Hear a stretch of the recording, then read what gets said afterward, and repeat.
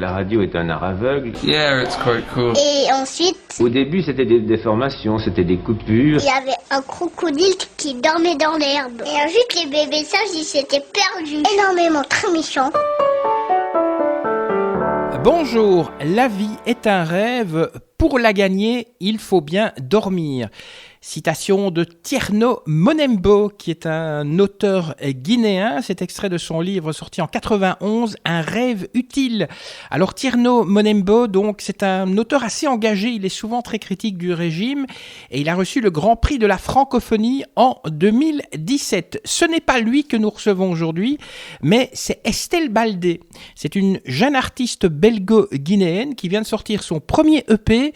Je vous suggère d'ailleurs de l'acquérir, un premier EP qui s'appelle Désir du cœur. Bonjour Estelle, merci d'être là dans les interviews d'Eric Cooper. Allez, on démarre tout de suite, je vous donne 15 secondes pour vous définir. Je suis donc auteure, compositrice, interprète depuis 2-3 ans, je dirais. C'est une passion que j'ai découvert assez récemment du coup. Et j'apprends petit à petit à écouter mon cœur et à me découvrir à travers la musique. Donc c'est ce que j'essaye de faire passer comme message à travers mes chansons. Et si on devrait vous définir en un seul mot, quel serait ce mot ? Métissage, parce que mon identité est multiple. Je suis belge, je suis guinéenne, je suis européenne, africaine, je viens du monde entier. J'ai des influences musicales qui viennent du monde entier. Il y a le Brésil, il y a le Congo même, il y a la France. Et puis j'adore écouter toutes sortes de musique et faire grandir mon identité comme ça, donc métissage. Est-ce qu'il y a eu un moment clé qui a déclenché votre carrière ?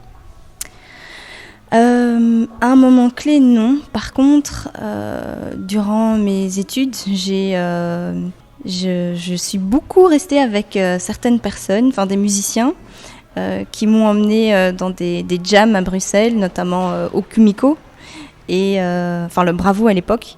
Et c'est en assistant à ces jams, auxquels je participais pas en général, que j'ai découvert un monde qui m'était inconnu en fait. Et c'est là que j'ai compris que la musique, ça me faisait vraiment quelque chose. Et en fait, oui, il y a eu un moment clé. C'est le tout premier live que j'ai fait à Molenbeek, au Brassard.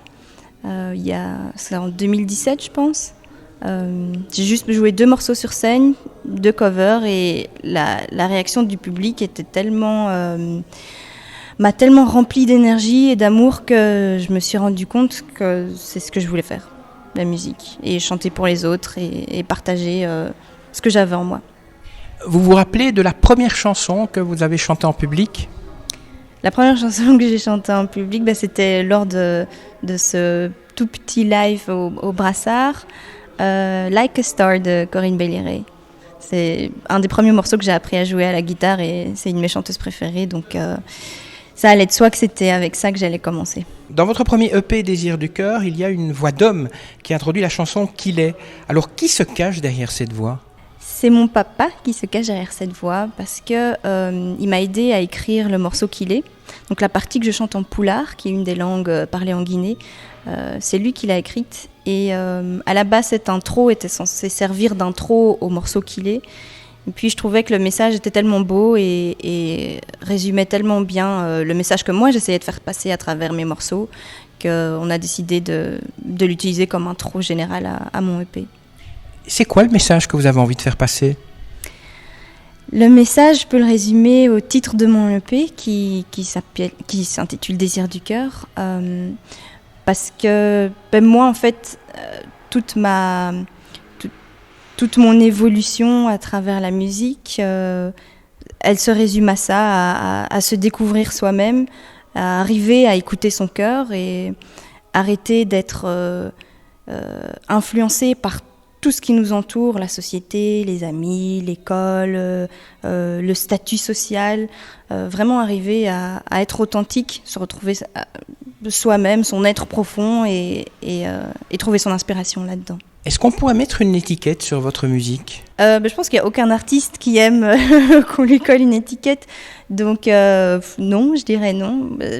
Ma musique, c'est un métissage, donc ça vient d'un peu partout. Toutes les musiques que j'écoute et qui m'inspirent, il y a la bossa nova, il y a la soul, le jazz, la rumba congolaise, mais il n'y a pas que ça. Il y a tout ce que moi je suis aussi, donc la manière dont j'écris, le fait que je sois une femme, le fait que j'ai grandi dans un milieu très féminin, le fait que mon père soit guinéen, que j'ai fait certaines études, eu certains amis, tout ça, ça m'a influencé dans ma manière de composer, dans tous les textes que j'écris. Donc non, pas de label sur ma musique. Vous dites que vous avez grandi dans un milieu très féminin. Est-ce que ça veut dire qu'il y a un peu de féminisme dans le message de certaines de vos chansons ou pas ? Oui, sûrement. Féminisme, c'est un mot tellement large. Pour moi, le féminisme, c'est être authentique, aussi bien les femmes que les hommes, et accepter tout ce qu'on est, nous accepter dans notre entièreté, montrer nos sentiments, montrer notre douceur, l'amour, la chaleur. Et du coup, avoir grandi dans un milieu féminin, j'ai été entourée de tout ça, la chaleur, l'amour, ce qui fait que je me sens bien. J'ai eu une enfance très, très heureuse et... Donc oui, on peut dire que mes morceaux sont féministes. Quand vous écrivez des chansons, où puisez-vous votre inspiration ? Ma première inspiration, je la puise de mon entourage. Je suis quelqu'un de très... Je suis très inspirée en fait par les gens que je rencontre et par les gens que je connais depuis toujours, mes amis, ma famille.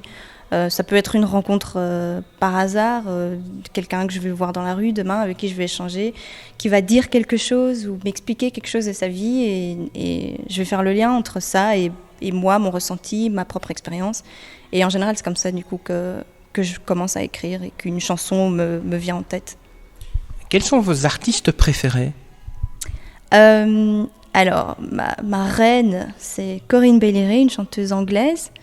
Qui fait de la soul et qui joue à la guitare également. Pour le moment, j'écoute beaucoup d'artistes, mais j'aime la douceur et j'aime beaucoup la soul. Donc il y a du Tom Misch, il y a Liane La Havas, Lokwa Kanza, c'est un artiste congolais qui fait de la très belle rumba congolaise. Je pourrais en citer encore plein d'autres, mais on va dire que ça c'est les principaux pour le moment. On peut dire que vous êtes une artiste qui a 2 cultures, voire plus, qui coulent dans vos veines. Est-ce que ça veut dire que chaque chanson que vous allez créer sont colorées avec ce mélange de cultures ? Oui, c'est pas fait exprès. Je le fais pas de manière consciente, mais c'est sûr que ça se traduit dans mes compositions, dans ma manière d'écrire, parce que le métissage, c'est une ouverture d'esprit. Et c'est former un pont entre plusieurs peuples, plusieurs cultures. Donc, quand je compose, j'ai toujours envie que mes morceaux parlent à un public aussi large que possible. Aussi bien aux hommes qu'aux femmes, qu'aux Européens, qu'aux Africains, qu'aux Asiatiques, qu'aux Américains, aux enfants et aux adultes. Donc oui, mon métissage m'influence et de manière inconsciente me permet d'écrire, me fait écrire comme j'écris maintenant. Est-ce que vous vivez de la musique ? Vivre de la musique, financièrement pas encore, mais je respire et je mange la musique pour le moment, donc oui, à ce niveau-là, je vis de la musique. Donc en fait, le diplôme en droit international que vous avez obtenu, c'est au cas où ça ne marcherait pas. Voilà, en fait, quand j'ai commencé mes études, la musique n'était pas encore présente. Donc j'ai fait 7 ans d'études quand même, et c'est au fur et à mesure que je me suis rendu compte que la musique prenait de plus en plus de place dans ma vie. Et puis au plus j'avais de demandes et de contacts, au plus je me suis dit ok, ça devient quelque chose de sérieux. Et il est possible qu'après mes études, ça prenne un tout autre tournant. Donc je me suis dit je vais terminer mes études quand même, histoire d'avoir cette sécurité, ces diplômes, mais je sais que ce sera la musique.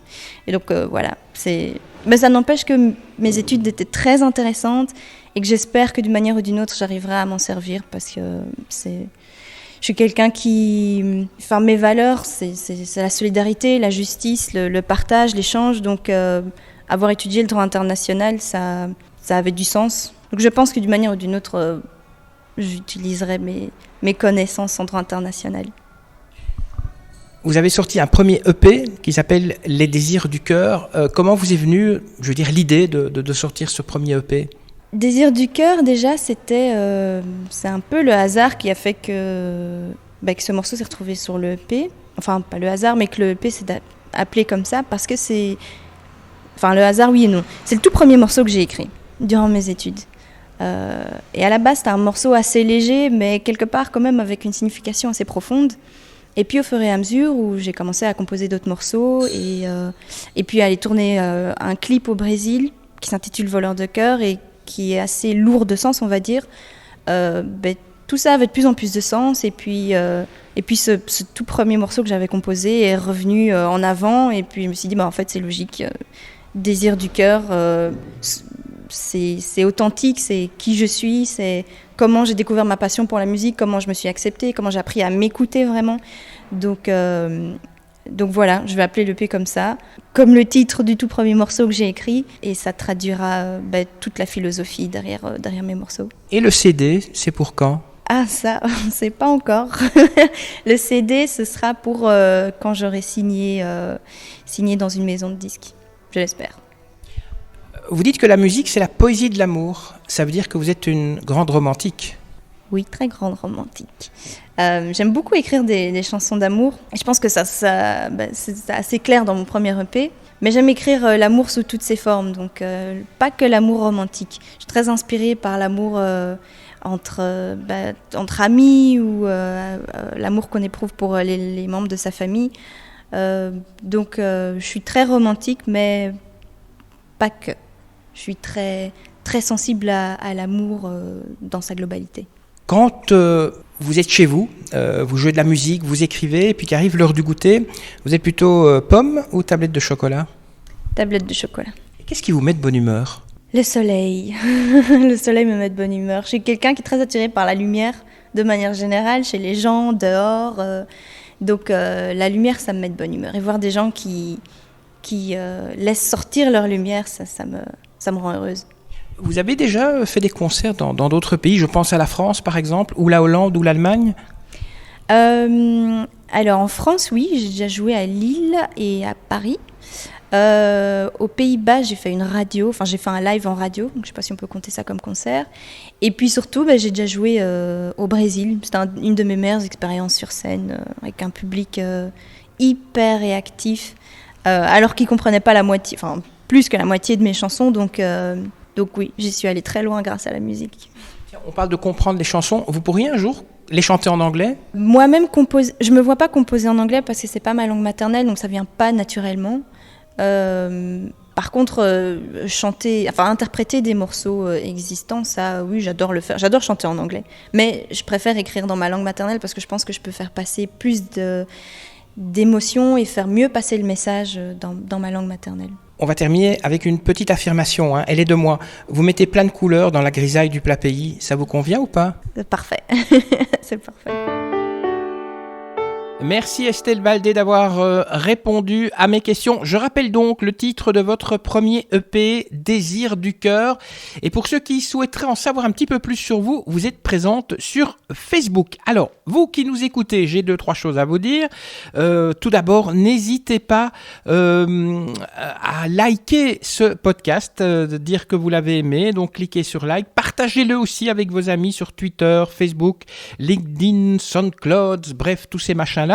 Et puis abonnez-vous, comme ça vous serez informé directement de la publication de la prochaine interview, des interviews d'Eric Cooper. D'avance, merci, que la force soit avec vous, et puis à très bientôt. Ça y est, c'est fini.